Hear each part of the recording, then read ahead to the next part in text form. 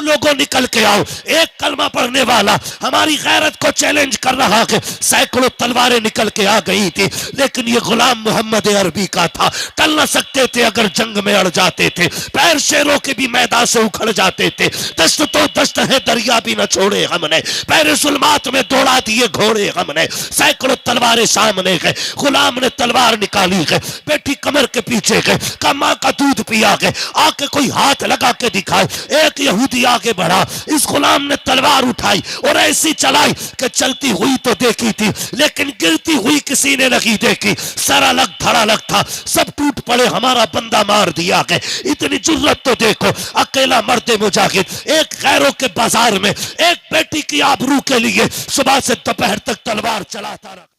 मदीने का बाजार यहूदियों की मार्केट है, खरीदारी के लिए सिर्फ एक मुसलमान। उसी बाजार के किसी कोने में सोना खरीदने के लिए एक बच्ची आई हुई है, और बच्ची ने कलमा मदीने वाले का पढ़ा है। हमें फख्र है, रब ने हमें मुसलमान बनाया है। फख्र है कि हम मुसलमान हैं।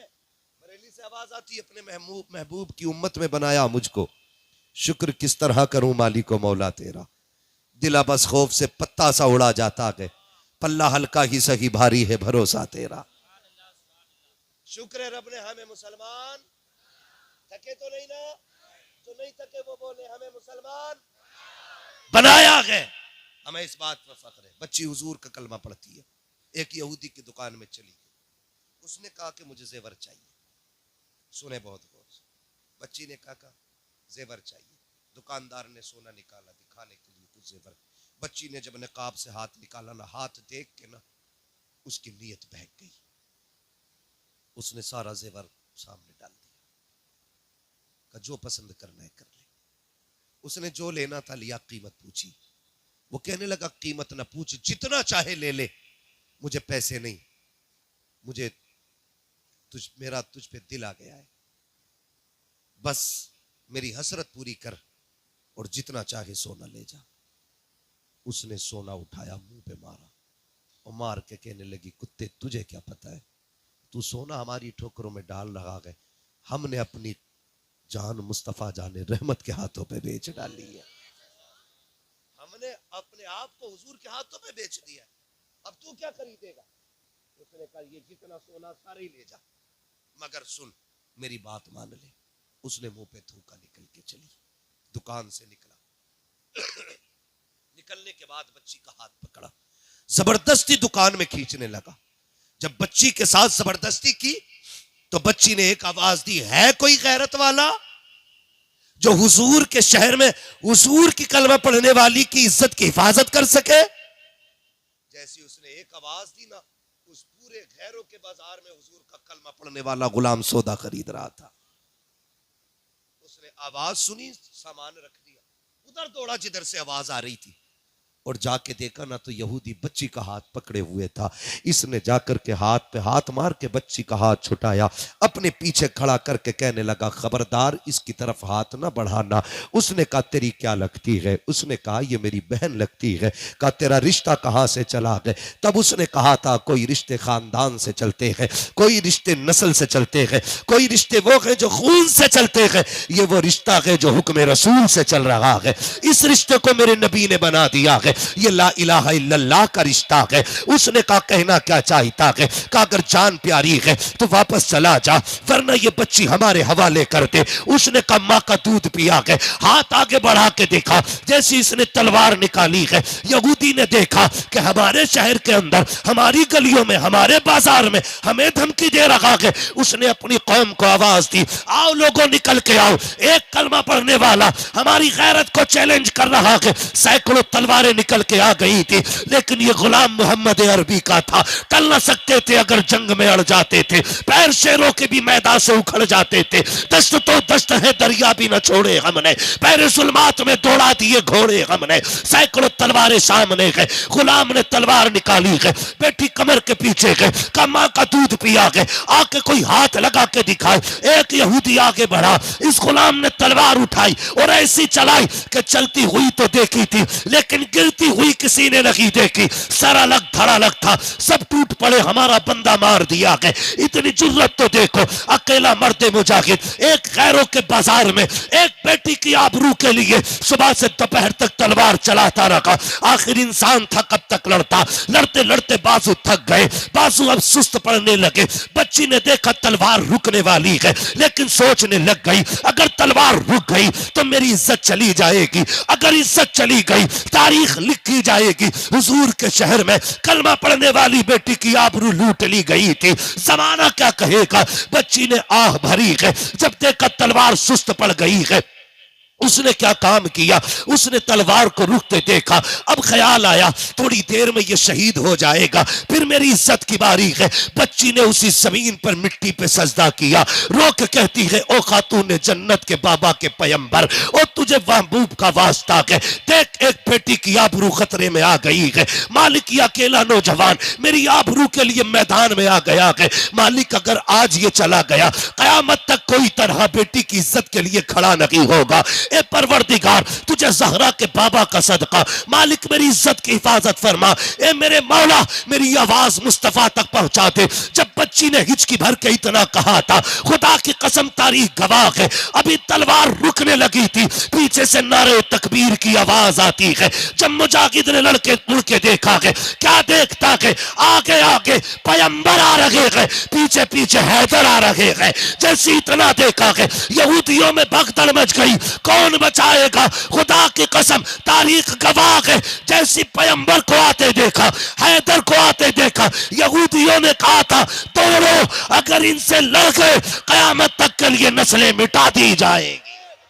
नारे तकबीर, नारे निसालत, नारे गौस, नारे गौस। ख्वाजा का हिंदुस्तान, ख्वाजा का हिंदुस्तान। हजरत सैयद बदियुद्दीन जिंदा सा मदर, हजरत सैयद बदियुद्दीन जिंदा सा मदर। कलियर के साबिर पाक, कलियर के साबिर पाक। 5 नारे पंजातन के एक नारा हैदरी, 5 नारे पंजातन के एक नारा हैदरी, नारा हैदरी, नारा हैदरी। मैं पूछना चाहता हूं, हम तो इतने गैरतमंद थे, अगर सैकड़ों में एक बेटी की इज्जत जाती थी तो एक बंदा तन मन धन की बाजी लगा देता था। आज हम ही अपनी बेटियों की इज्जत के लुटेरे बन गए, हम ही तमाशाई बन गए, हम ही ब्याह शादियों में बेटियों को नंगा भेजते और हम ही उनकी जवानियों को अपनी आंखों से ताड़ते बैठ करके। ये दीन है, ये इस्लाम है? नहीं। खुदा की कसम बेटियों को पर्दा दो, तो कसम खा के कहता हूं ये जो दुनिया रो रही है ना, अल्लाह सलाहुद्दीन दे दे, सलाहुद्दीन दे दे, हालात ऐसे रहे कयामत तक सलाहुद्दीन नहीं पैदा होगा। सिर्फ बेटियों को हया दे दो, पर्दा दे दो, मुस्तफा जाने रहमत की बेटी वाली जिंदगी दे दो, हाथ ना भी उठेंगे इन्हीं की गोद से सलाहुद्दीन अय्यूबी पैदा हो जाएगा। इसलिए कि उसूल है, जमीन अच्छी होती है तो नस्ल अच्छी, फसल अच्छी होती है, माँ अच्छी होती है तो नस्ल अच्छी होती है। बच्चों के किरदार में माँ का बहुत अहम किरदार होता है। मुझे बात याद आ गई बाबा फरीद गंज शक्कर की, माजरत चाहूंगा, लोगों की फरमाइशें कई सारी थी और अपने अपने लोगों ने वाकयात रखे थे। मेरे बच्चों अगर मैं ना कर सकूं किसी का वाकया बयान, नाराज ना होइएगा, इंशाल्लाह कभी जिंदगी रहेगी और फिर कभी आपकी फरमाइशें पूरी कर लूंगा मैं। बस आज मेरी बात सुन ले, माओ का किरदार कितना में जाओ जाके बेटियों को बताओ। हजरत बाबा फरीद गंज शक्कर रहमतुल्लाह तआला अलैह, कौन फरीद? ये वो फरीद है कि अगर खारे पानी में फूंक मार दे तो अल्लाह मीठा कर देता था। और बड़ी बात है, ये वो फरीद है जिसका लोग चेहरा देखते थे तो कलमा पढ़ के मुसलमान हो जाते थे। ये माओ का किरदार है, ये माओ का किरदार होता है। बाबा फरीद गंज शक्कर रहमतुल्लाह तआला अलैह पे दावा हो गया कि फरीद वो है कि जो जिसका लोग कलमा पढ़ चेहरा देख के कलमा पढ़ लेते। ऐसा करो इसे कैद किया जाए। बात कोर्ट तक पहुंच गई। थक गए भाई? जा रहे ना? कोई बात नहीं है, खड़े भी होके सुन सकते हैं। थक गए होंगे तो मैं समझ सकता हूँ, आपको बहुत ज्यादा सीधा होना पड़ रहा है, एकदम नीचे बैठे हुए। तवज्जो है ना सारे लोगों की? मुकदमा हो गया कोर्ट में, का फरीद वो है जिसका लोग कलम चेहरा देख के कलमा पढ़ लेते। का करना का फरीद को जेल में डाल दो, का पहले कोर्ट में हाजिर किया जाए फरीद को। तो जब बाबा फरीद कोर्ट में तशरीफ लाए तो जिन्होंने मुकदमा किया था उन्होंने कहा कि चेहरे पे कपड़ा डाल के आना। तो बाबा फरीद चेहरे पे कपड़ा डाल के आए। जज ने कहा मैं कैसे मान लूं कि कोई देख के किसी को किसी का धर्म पर कबूल कर लेगा? मैं जरा देखूं तो सही चेहरा कैसा है। जो सामने लोग खड़े थे कहा मेहरबानी कर ना उठवा कपड़ा,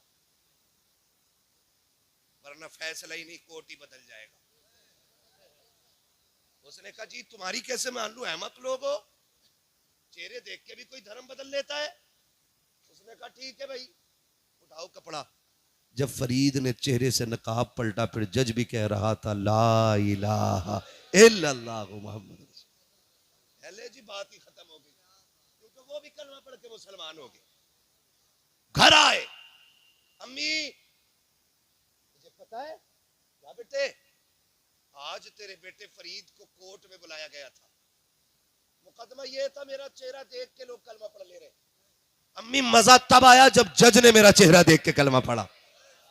मां मुस्कुरा के कह रही फरीद मुस्कुरा मत, कमाल तेरा नहीं कमाल तो मेरा है, कमाल तेरा नहीं कमाल, जोर से कमाल मेरा है।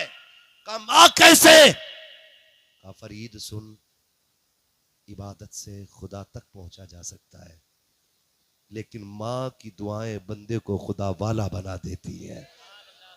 क्या अम्मी का तुझे पता है नहीं है, जब तू छोटा था ना, कोई दिन ऐसा नहीं अल्लाह की इज्जत की कसम जिस दिन मैंने तुझे बिना वजू के दूध पिलाया हो।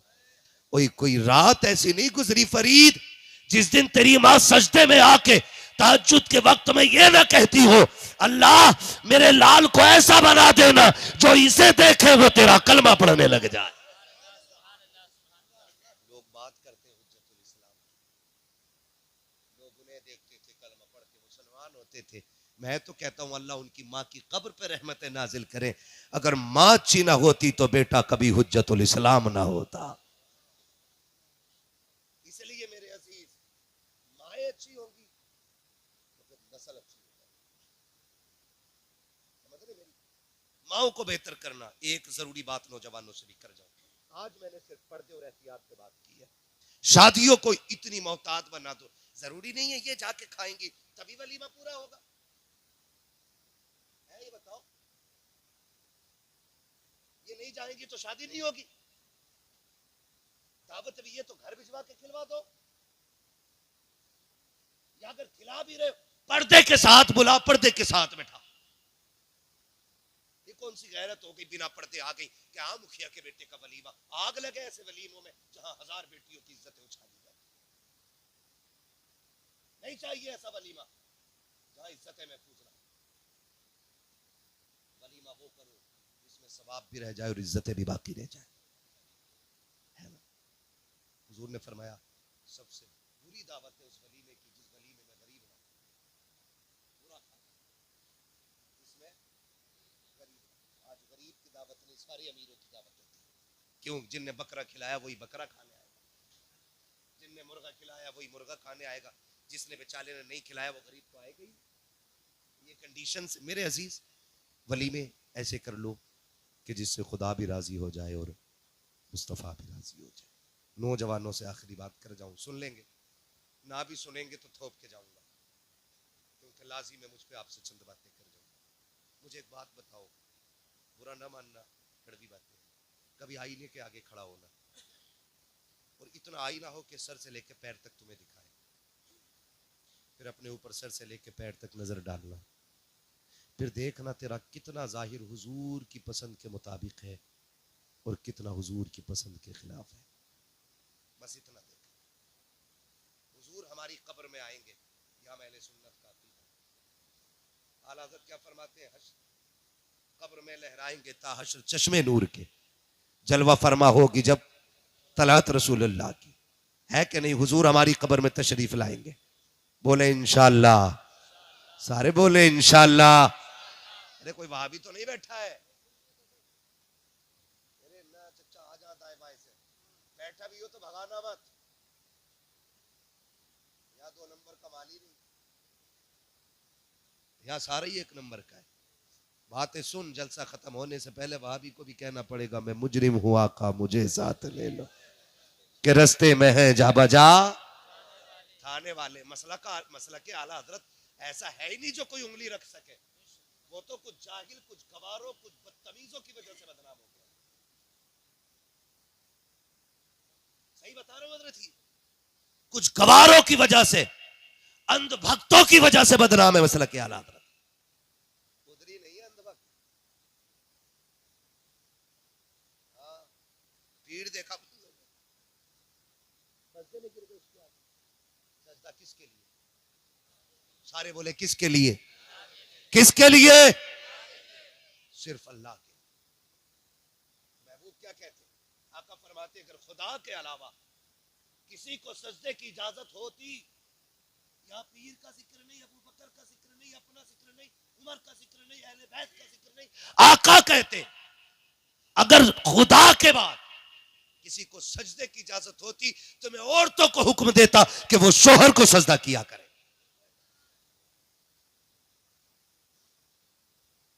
ये शोहर को इजाजत होती, हुक्म होता औरतों को कि शोहर को सजदा करे, अगर इजाजत होती सजदे की, तो जब वहां हुजूर फरमा रहे तो यहां तो नंबर भी नहीं आया था हजूर का, जिसके जाके आके गिर गए पायला हो, जिंदे पे माला चढ़ा डाली तमाम, और वो भी पीठ थपथपा रहा, बेटे तू हल्के मार रहा, फरिश्ते इससे ज्यादा लठ मारेंगे तेरे। है किस हवा में? इस्लाम है, लावारिस दीन नहीं है। इस्लाम वो है जिसका वारिस आज भी गुंबद खतरा में मौजूद है। इसे लावारिस न समझना। इसके पहरेदार को हैदर कहा जाता है, इसके निगहबान को उस्मान गनी कहा जाता है, इसके पहरेदार को फारूक आजम कहा जाता है, इसकी सरहदों पे पहरे देने वाले को अबू बकर सिद्दीक कहा जाता है। ये लावारिस नहीं है, तेरे जैसा लुटिया चोर लूट के चला जाएगा इस्लाम को। जब इस्लाम में सजदा नहीं तो सजदा ये गवार करते और करवाते है ना, पूरा छप्पर पहने रखते, ऊँटियों पूरा बिसात खान कर्रा मुरीद मिल गया तो उसमें से ही बेच ली।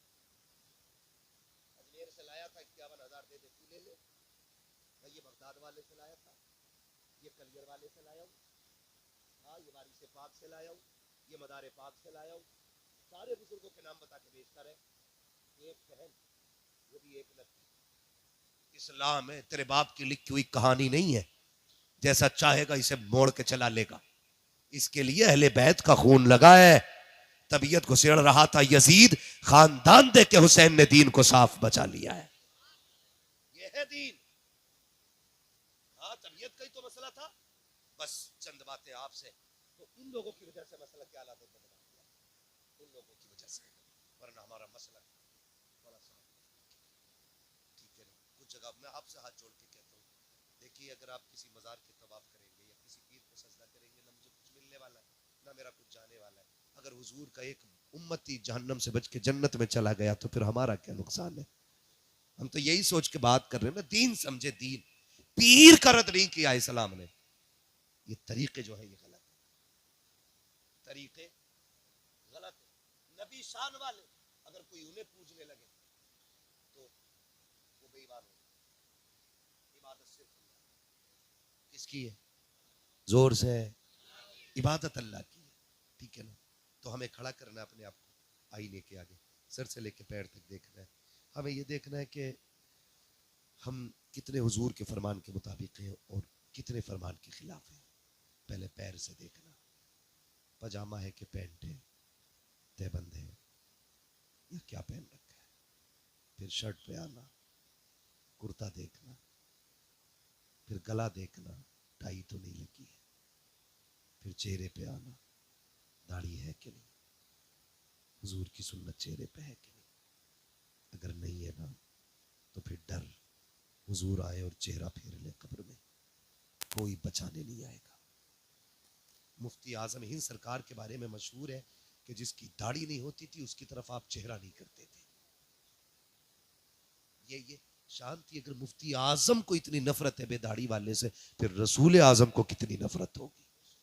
हम क्या कर रहे हैं नौजवानों, कोई पता है जिंदगी का यार?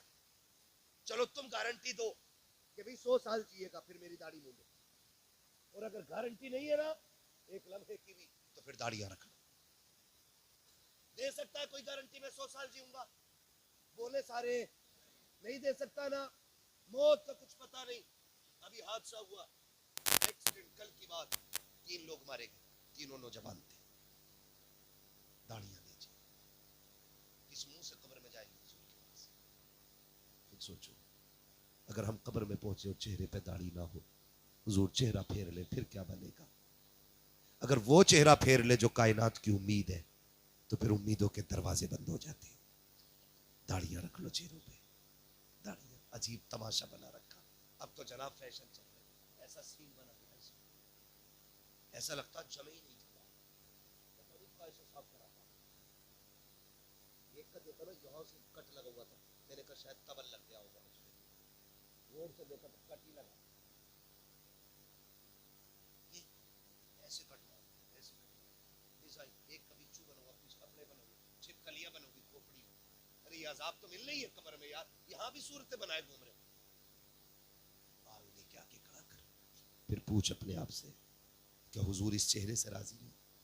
तुमने बीवियों के लिए, लड़कियों के लिए चेहरे सजाए, एक बार हुजूर के लिए चेहरा सजा के देखो। एक बार इस नियत से चेहरा सजा कि ये चेहरा मेरे महबूब को कैसा लगेगा। दाढ़ी रखो चेहरों पे, ये काट के छोटी रखने वाले, फ्रेंच कट रखने वाले, डिजाइनों की दाढ़ी रखने वालों, हाथ जोड़ के तुमसे कहता हूं खुदा के वास्ते, ये छोटी दाढ़ी रखना या मुंडा लेना, ये बराबर हराम के दर्जे में आती है। 4 अंगल की दाढ़ी रखो, मुश्त भर की दाढ़ियां। क्या तुमने नहीं देखा, पहले मुंडाने का फैशन चला, फिर कटाने का फैशन चला, अब फिर से बड़ी करने लग गए हैं। और यार बड़ी तो करनी ही है, फिर क्यों फैशन समझ के रख रहा है? सुन्नत समझ के रख ले, खुदा की कसम फैशन भी हो जाएगा, मुस्तफा की सुन्नत पे भी अमल हो जाए। रखेंगे दाढ़ी इंशाल्लाह, रखेंगे, बोले इंशाल्लाह। दाढ़ी रखने की कोशिश कीजिएगा। मैंने बुजुर्गों को फरमाते सुना, बंदा कफन में लिपट के जाए, चेहरे पे दाढ़ी हो, फरिश्ते आके तो हटाते कफन, दाढ़ी देख के हट के खड़ा हो जाता। दूसरा कहता सुभान अल्लाह कर, उसने कहा रब से पूछ लो करना है क्या, क्यों का इसके चेहरे की दाढ़ी बता रही है, हुजूर से प्यार करके आया है। जो सबसे मुश्किल घड़ी है उसमें इतनी बड़ी छूट, चेहरे की दाढ़ी काम आती है। इसमें कितना वजन है?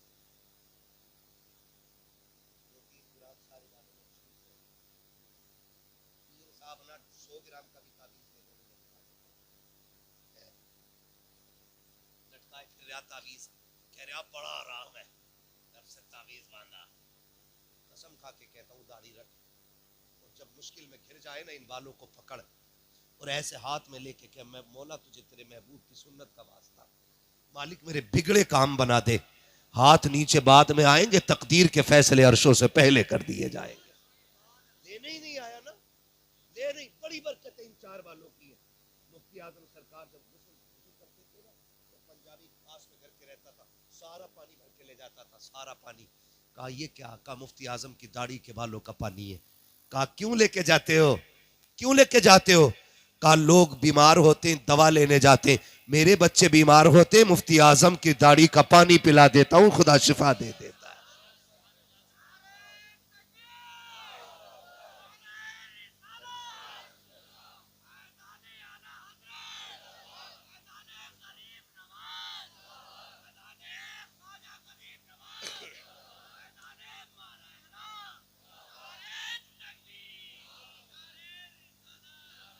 रख लो नौजवान दाढ़ी, और मौत नहीं थी, कब्रिस्तान मौत सर पे खड़ी, दाढ़ी के चलने वाले रखो। मेरे लिए नहीं, इनके लिए नहीं, इनके लिए नहीं। रात को लेटना ना, मुझसे लोग कहते हाथ उठवा लो, मैं नहीं उठवाता। मैं कहता हूँ हमारे सामने उठे तो क्या उठे, काश कभी ऐसा हो रात को 3 बजे तेरी आंख खुले और तेरा दिल मदीने वाले से लग जाए, उठ के मुसल्ले पे आए कि महबूब आज से तेरे लिए दाढ़ी रखूंगा। वो वादा जो होगा ना, देखना खुदा की कसम दिल बदल देगा, और दिल नहीं दुनिया बदल डालेगा। फिर तुझे लगेगा हुजूर ने तेरे लिए हाथ उठा के दुआ कर दी है। फरमाया गया जो हुजूर के लिए दाढ़ी रखता है ना, हुजूर गुंबद खजरा से उसके लिए दुआ फरमाया करते। फिर लगेगा तुझे रात के 3 बजे हुजूर के मदीने से ठंडी हवाएं आई हैं जिन्होंने झोंका दिया, और तुम्हें समझना है।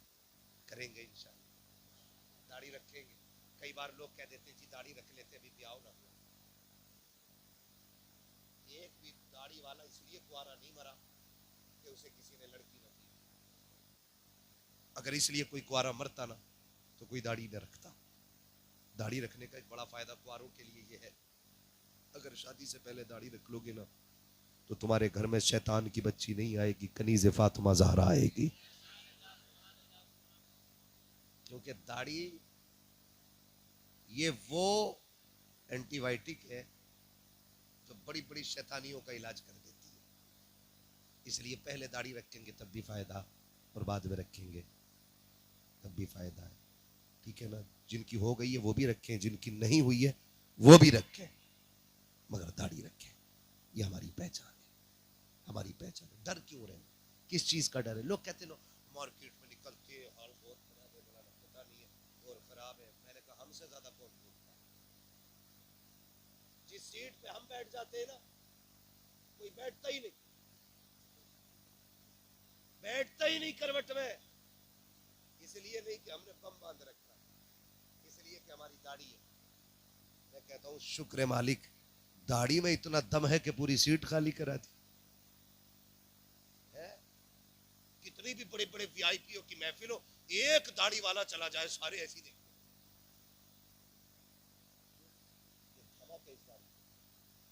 रखेंगे इंशाल्लाह, रखेंगे इंशाल्लाह। अगर दाढ़ी की वजह से मौत आती तो हम सबसे पहले मार दिए जाते, लेकिन जिंदगी का मालिक भी अल्लाह है और मौत का मालिक भी अल्लाह है। मर के किधर जाना है? किधर जाना है? बोल ले जल्दी से भाई। कब्रिस्तान जाना है ना? कब्रिस्तान जाना है। उसकी हिफाजत करते हैं आप लोग?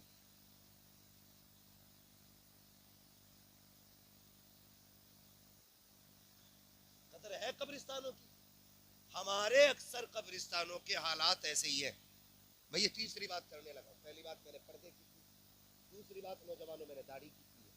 आप दाढ़ी रख लें, इंशाअल्लाह इनकलाब आएगा। तीसरी बात करने लगा हूं कब्रिस्तान। पूरी तकरीर हाथों हाथ याद की करा।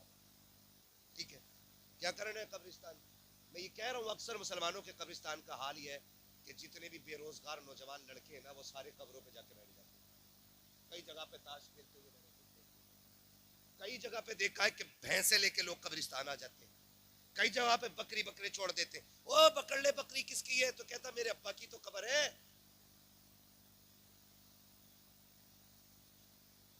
ये कंडीशन कब्रिस्तानों के हैं। अगर आप अपने कब्रिस्तानों का एहतराम नहीं करोगे तो कौन करेगा? आप सरकारों की भीख पे जिंदा हो। ये देंगे तब हम उनकी बाउंड्री करेंगे, ये देंगे तब हमारे कब्रिस्तानों की हिफाजत होगी, ये नहीं देंगे तो कुत्ते बिल्ले हमारे कब्रिस्तानों में घूमेंगे। हम शादियों में 10-10 लाख में आग लगाते हैं, 3-3 लाख की आतिशबाजी कर लेते हैं, तो क्यों ख्याल नहीं आता कि 10-10, 5-5 हजार देके कब्रिस्तान को ऐसा महफूज कर ले कि यहां पे या तो नेक लोग आया करें या सिर्फ खुदा के फरिश्ते आया करें। और मैं आपको ये मशवरा दे दूं कि महफिलों में जब भी बैठा करो ना, मेरे फैन होके नहीं, आजम भाई के फैन होके नहीं, हमारे महराज रजा बरकाती साहब के फैन होकर के नहीं, हमारे रिजवान साहब के फैन होकर के नहीं, जब भी बैठे मदीने वाले के आशिक बन के बैठा करें। हमारे फैन होने से कोई नतीजा नहीं है, हुजूर के हो जाओ तो बेड़े ही पार हो जाएंगे। मैं अक्सर एक बात कहता हूं, जब तक बिके न थे तो कोई पूछता ना था, तुमने खरीद कर हमें अनमोल कर दिया। अजीज़ान मिल्लत इस्लामिया, ये इस्लाही मुआशरा कॉन्फ्रेंस ये अहले बस्ती की कोशिशों का नतीजा है। और इस महफिल को इसलिए सजाया गया है कि इस हुजूर के मिंबर पे जो भी आके बैठे हमसे वो बात बता के जाए जिससे हमारी दुनिया भी भली हो और हमारी आखिरत भी भली हो जाए। सिर्फ ये मकसद इस महफिल का है। इस महफिल का कतअन ये मकसद नहीं कोई ये सोच के आए कि 2.5 किलो बिरयानी मिलेगी, 100 ग्राम लड्डू मिलेंगे, 5 किलो छुआरे मिलेंगे। ये इस महफिल में आने का यकीनन किसी का मकसद नहीं होगा। मेरे सामने छोटे छोटे बच्चे बैठे हैं, अभी अब कुछ बच्चों को भाई पीछे कर रहे थे तो मैं इनका मुंह देख रहा था, मुझे नज़ला है, थोड़ा सर में दर्द भी है, मैं मुंह देख रहा था और ख्याल आ रहा था कि जिन छोटे बच्चों को पीछे बैठाया जा रहा है ना, यही छोटे बच्चे जब आते हैं ना तभी महफिल का आगाज होता है। अक्सर बड़े बड़े तो तब आते हैं जब महफिलें जम जाती हैं। महफिलें जमाने के लिए अक्सर छोटे बच्चे आया करते। और मैं एक बात समझता हूँ यार, गुलाम है हुजूर के, फिर यहाँ कद कामत और उम्र तो नहीं देखी जाती ना, यहाँ आने वालों के दिल देखे जाते हैं। यहाँ आने वालों के दिल देखे जाते हैं। मैं उन टहलने वालों से जो 6-6 फीट के टहल रहे हैं ना, उनसे अफजल आला इन 1.5 फीट के बच्चों को समझ रहा हूं जो इतनी रात में बैठ के हुजूर की महफिल को सजाए हुए हैं। अल्लाह इन बच्चों को सलामत रखे, इन बच्चों के माँ बाप को सलामत रखे। जिस परिवार में ये पल बढ़ रहे हैं, अल्लाह उस परिवार के दिन न्यारे फरमा दे। सुनेंगे थोड़ी देर, पीछे वाले लोग भी तैयार है ना। खुदा सलामत रखे। इन जलसों का मकसद सिर्फ इतना है कि हमें अल्लाह और उसके रसूल का कुर्ब हासिल हो जाए, सिर्फ ये मकसद है। और हम आए भी इसीलिए हैं ताकि हमसे अल्लाह भी राजी हो जाए और रसूलुल्लाह भी। बोल सकते हैं तो बोलें ताकि मैं समझ सकूं। रसूलुल्लाह भी राजी हो जाए। जिंदगी कितनी है? अगर आप बड़ी से बड़ी उम्र गिने 100 साल और आगे निकल जाए 200 साल, हल ये है कि अगर 1000 साल भी जिए ना तो मरना है। क्या करना है? मरना है। 1000 साल भी बंदा जी लिए तो मरना है। मौत उसकी है करे जिसका जमाना अफसोस, यूं तो दुनिया में सभी आए हैं मरने के लिए। ये भी कोई जिंदगी है? 60 साल जिए, 70 साल जिए, मर गए। ना कोई नाम लेने वाला, ना कोई पूछने वाला। जिंदगी वो कितनी खूबसूरत है। 800 साल हो गए लेकिन अजमेर वाले को आज भी बच्चा बच्चा जानता है। सैकड़ों साल हो गए, आज तक आला हजरत के नाम के नारे लग रखे हैं। महीने बीत गए, साल बीत गए, सदियां गुजर गईं, लेकिन आज तक नाम के नारे लग रहे हैं। अजमेर में कौन आया था? क्या कोई लाखों की फौज लेके आया था? क्या कोई शानो शौकत और मर्तबे जाहो जलाल के साथ आया था? नहीं, वो अजमेर वाला जो आया था ना, एक चटाई, एक लोटा, एक लाठी का सहारा हिंदुस्तान में आया और अल्लाह अल्लाह की ऐसी जरब लगाई कि 90 लाख कलमा पढ़ के मुसलमान हो गए थे। 800 साल हो गए, बच्चा बच्चा जानता है कि मोइनुद्दीन अजमेरी किधर रहते। ये सबको पता है। एक ऐसी जिंदगी हमें जीनी है कि सदियों तक न सही, कम से कम कुछ नस्लें तो हमें याद रखें, कुछ नस्लें तो हमें याद रखें। याद रखिएगा, आज हम मौजूद हैं। बोलो है कि नहीं? जो है वो सबूत दे, जो नहीं है वो कब्रिस्तान चले जाए।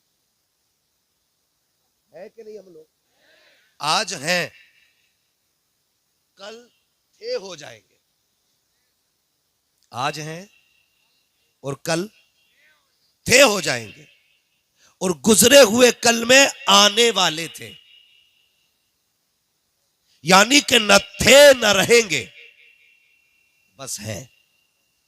एक दिन किस्से पारी ना बनेंगे, एक दिन गुजरा हुआ कल बनेंगे। कहीं ऐसा ना हो लोग कहें एक बुरा शख्स मिला था। हर शख्स अपने बारे में सोचे जो मैं बात करने लगा। कहीं आने वाली नस्लों में ये तज़किरे ना हो कि इनका जो दादा था ना वो बहुत खराब था, इनका जो बाप था ना वो बहुत खराब था। वो तो करम हुआ अल्लाह का कि बहुत कम उम्र में उठा लिया उसे, वरना पूरा मोहल्ला परेशान था। याद रखिए, अगर इस तरह याद किए गए ना तो समझ लेना फिर कब्र में करवट लेने की जगह नहीं मिलेगी। कब्रों में करवट लेने की जगह नहीं मिलेगी। इज्जतें कब्र में उनका इंतजार करेंगी जो जिएंगे भी हुजूर के लिए और मरेंगे भी हुजूर के लिए। ये याद रखिएगा, जो जिएंगे भी हुजूर के लिए और मरेंगे भी हुजूर के लिए। मेरे आका जिस दौर में तशरीफ लाए थे ना, उस दौर में भी सितम उरूज पे थे। उस दौर में भी बदकारियां आम थी, उस दौर में भी गुनाहों का सैलाब था, लेकिन आमीना का लाल आया, उसने जमीन पे कदम रखा, उसके करम की हवा ने सितम की तमाम धुएं को साफ कर दिया और फिर कायनात के अंदर इंसाफ का सूरज नमूदार हुआ। फिर वो दौर जमाने ने देखा कि जिस दौर का हाल यह था कि एक ही सफ में खड़े हो गए महमूद व अयाज, ना कोई बंदा रहा ना कोई बंदा नवाज। वो दौर इस्लाम ने पैदा किया कि जिसका लोग तसव्वुर नहीं कर सकते थे वो नजरिए इस्लाम ने अता किए, जिसको लोग सोच नहीं रखते थे वो हालात इस्लाम ने अता किए। आप गौर करें आज दौर कितना नागुफ्ता भी है, आज हालात कितने बिगड़े हुए हैं। माफ कीजिएगा, यह हर घर की कहानी है। शादी ब्याह की बारी आती है तो सबसे पहले बेटियों के सरों की चादरें उतर जाती है, तब जाकर के शादियां उरूज पर आती है। जब बेटियों की इज्जतें नीलाम होती है तब जाकर के शादियों में चार चांद लगा करते हैं। कभी मेहंदी के नाम पे, कभी रतजगों के नाम पे, कभी मेहंदी के नाम पे, कभी हल्दी के नाम पे, कभी फैशन के नाम पे, कभी तमाशों के नाम पे। हर दिन हर रात बेटियों की आबरू रेजी होती रही और हम इसे तरक्की का दौर कहते रहे। किस चीज को तरक्की कहते हो साहिब? जहां बेटियों के सर से दुपट्टे उतर जाए तुम उसे तरक्की कहते हो, जहां बेटियां बेपर्दा हो जाए तुम उसे तरक्की कहते हो, जहां बेटियों को बेपर्दा कर दिया जाए तुम उसे तरक्की कहते हो। हम तरक्की उस दौर को कहते हैं जिस दौर में पैदा होने वाली बेटी को ज़ैनब कहा जाता है, जिस दौर में पैदा होने वाली बेटी को उम्मे कुलसूम कहा जाता है। हम उस दौर को तरक्की का दौर कहते हैं जिस दौर में पैदा होने वाली बेटी को फातिमा ज़हरा कहा गया। हम उस दौर को तरक्की का दौर कहते हैं जिस दौर में पैदा होने वाली बेटी को खदीजतुल कुबरा कहा गया। हम उस दौर को तरक्की का दौर मानते हैं जिस दौर में पैदा होने वाली बेटी को आयशा सिद्दीका कहा गया। इसलिए हम कहते हैं वो अंधेरा ही भला था कि कदम राह पे थे, रोशनी लाई है मंजिल से बहुत दूर हमें। नाराए रिसालत, नाराए गौस, मसलके आला हजरत, जलसा ईद मिलादुल नबी, मुफ्ती हमान साहब किबला, नाराए तकबीर। बुरा तो नहीं लग रहा है आपको? सुभान अल्लाह। लगे तो खाक से, पाए मुरा लंगने, मुल्क खुदा तंगने। बहुत अच्छे। हाँ, हमें लगता है शायद ये कुर्सी हमें मिली ही इसलिए ताकि हक बात आपसे करें। निकलेंगे हम इस दौर से इंशाअल्लाह, वादा करते हैं इंशाअल्लाह। माफ कीजिएगा, बरेली शरीफ हमारा जिनका है वही बोले, जिनका ना हो वो आला हजरत को छोड़कर सुन्नियत साबित करके दिखा। सीधी सी बात, जिसका है मरकज वो बोले हमारा मरकज, हाँ हमारा मरकज। हाथ किसके नहीं उठे?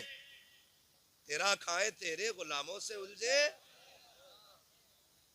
हाँ, वो ना एक वहां बड़ा ना छोटी सी क्लिप किसी मौलवी की उठा के ना उसमें मीम बना रहा, तो मैंने कहा छाछ तो बोला ही बोला, चल्ली भी बोली जिसमें 36 छेद। ये इतनी बदबख्त कौम है, इसका नाम ले दो तो जलसों की बरकतें उड़ जाती है, लेकिन मजबूर करते हैं। बस मेरी बात सुन ले, आज ये पोस्टमार्टम नहीं, ये कभी फिर करूंगा। आज अपनों का ऑपरेशन करना। जिन जख्मों की पट्टी वक्त पे नहीं होती वो नासूर बन जाते हैं, और जब नासूर बन जाते हैं ना तो फिर वो लाइलाज हो जाते हैं, और लाइलाज लोग फिर कब्र में जाके ठंडे होते हैं।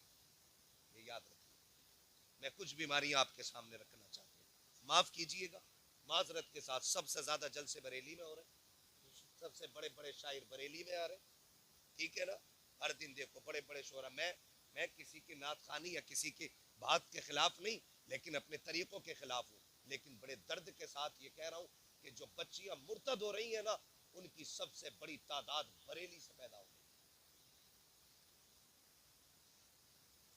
क्या ये कह के हम छुट जाएंगे जी हम बरेली वाले थे? बोले क्या बरेलवी होने से सारे बंदे आला हज़रत हो जाएंगे? सारे बंदे मुफ्ती आजम हो जाएंगे? तो इस चीज पे घमंड का है। कोई बंदा कहते हमें बरेली वाले, हमें तो सारी ठीक है जी, बच से तो ये क्यों नहीं कहता हम हैं अल्लाह वाले? क्यों नहीं कहता कोई? अगर कोई कह भी दे तो उस पर सुभान अल्लाह कोई नहीं बोलता, क्योंकि बरेलवी होना आसान है, अल्लाह वाला होना मुश्किल है। क्योंकि अल्लाह वाला वही कहलाएगा जिसके सजदे कदा ना हो, जो हुजूर की शरीयत के खिलाफ न चलता हो। तो बदले थोड़ा सा अपने रवैयों को। हमें शौक है खाली 8, 20, 50 कलाम सुना जाओ बस, और हमें एक रात में जन्नती हो जाए। जन्नत इतनी सस्ती भी नहीं है बेटे जो प्लेट में निकमता उठा के खा लिया। जन्नत सस्ती होती तो बिलाल कभी कोड़े न खाते। जन्नत सस्ती होती तो करबला में 72 सर न उतरते। जन्नत मुश्किल थी, इसलिए सैयदा ने लाल को कुरान पढ़ के दूध पिलाया था। आसान है जन्नत, आसान है जन्नत। आज मिजाज देखे अपने, हमें कोई आए एक रात में जन्नती कर जाए। मुझे बताओ ये बेटियां मुर्तद क्यों हो रही हैं? जबकि वहां से रिपोर्टें आनी चाहिए थी ज्यादा, जहां हमारा गढ़ नहीं है। हमारे गढ़ से कसरत के साथ बच्चियां मुर्तद हो रही हैं। अभी अभी शाम के वक्त में मैं एक बरेली की बच्ची का वीडियो देख रहा था। वो कह रही है, उसने साफ बात कही है कि मेरा पीछा ना किया जाए। मैं फला तारीख इतने बजे घर से निकली हूं, मेरे बाप का नाम ये है, मेरा नाम ये है, हमारा पीछा ना करना। मैं अपनी मर्जी से घर छोड़ के आई हूं। यहां तक तो था मैं सोचने लगा कि इसका मुकद्दर जहन्नम था, चली गई। लेकिन अगली बात जो उसने कही ना, उसने कलेजा टुकड़े टुकड़े कर दिया। जानते हो उसने अगली बात क्या कही? उसने कहा मेरा ही पीछा क्यों कर रहे हो? इस जुर्म में मेरे साथ मेरी मां भी बराबर की शरीक है। ये उस बच्ची का वीडियो गवाह है। वो कह रही है इसमें मेरी मां बराबर की शरीक है।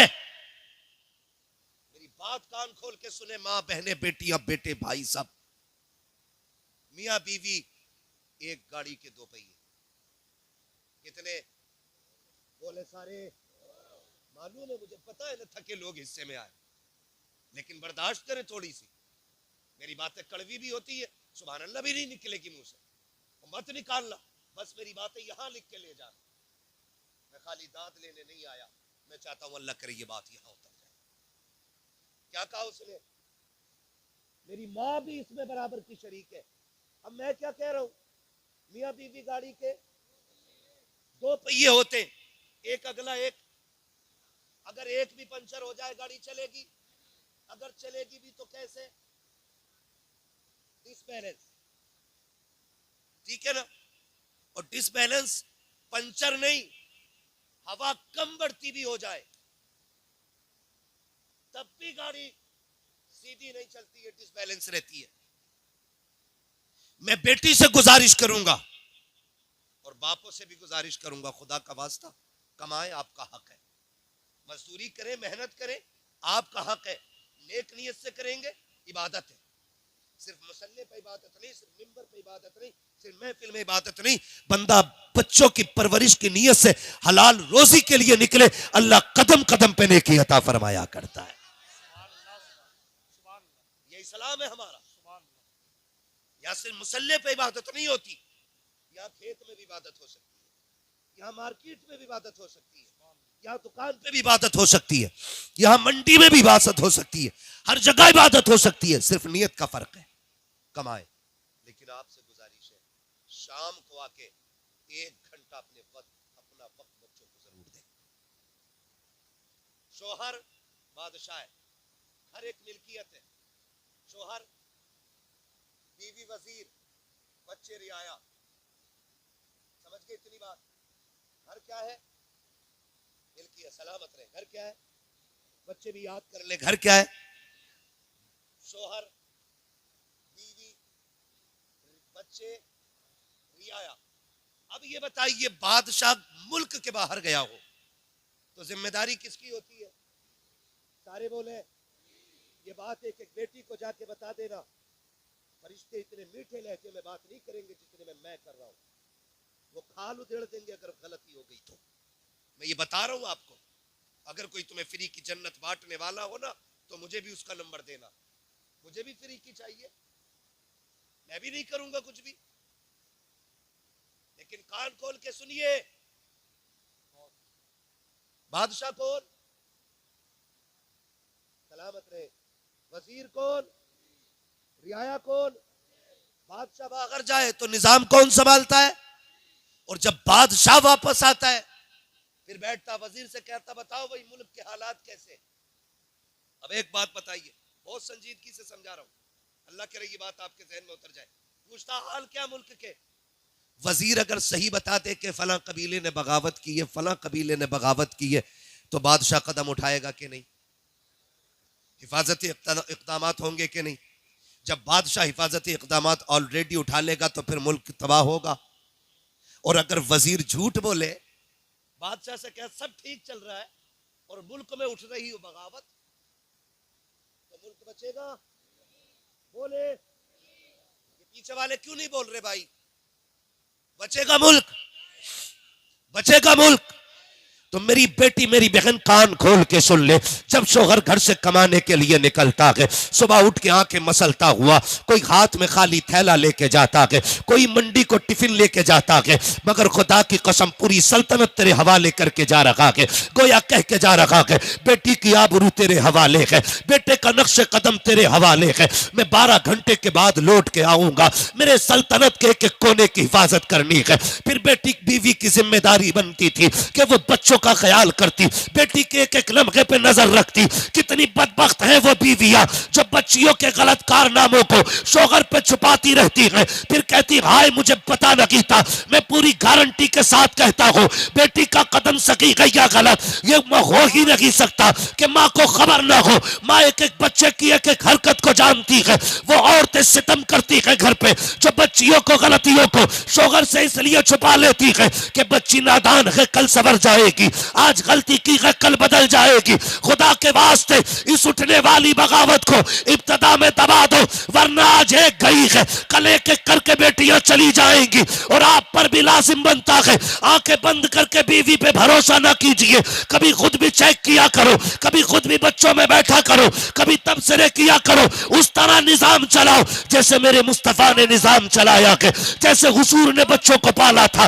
तारीख के ये बाप कितने हसीन नजर आते हैं। खुदा की कसम आज की माँ बच्चों के ऐबों पे पर्दा डालती है, फिर बेटियां मुर्तद हो जाती है। कभी बेटी किसी के साथ जाती है, कभी किसी के साथ जाती है। माँ कहती मुझे पता नहीं क्या पढ़ाया तूने बेटी को, आ तुझे एक बेटी की कहानी बताऊं। तारीख का ये बाप पलट के देखो, मदीने की गली है, रात का सन्नाटा है, बिलाल की आवाज आती है, लोगों उठो हुजूर ने दीन के लिए खून मांगा है। लोग चीख करे, दौड़े लग गई हुजूर की बारगाह में। जो बहनें थी वो उठी, उन्होंने छोटे छोटे भाइयों को उठाया, उठा करके दूल्हा बनाया, तैयार किया। हर बहन को भाई प्यारा होता है, हर माँ को लाल प्यारे होते हैं, लेकिन बहनों ने भाइयों को तैयार किया, कंधे पे तलवारें रख के कहा था शहजादे जा तो रहे हो लेकिन याद रखना उसके कदमों में जा रहे हो जहां जीने से ज्यादा जान लुटाने में मजा आता है।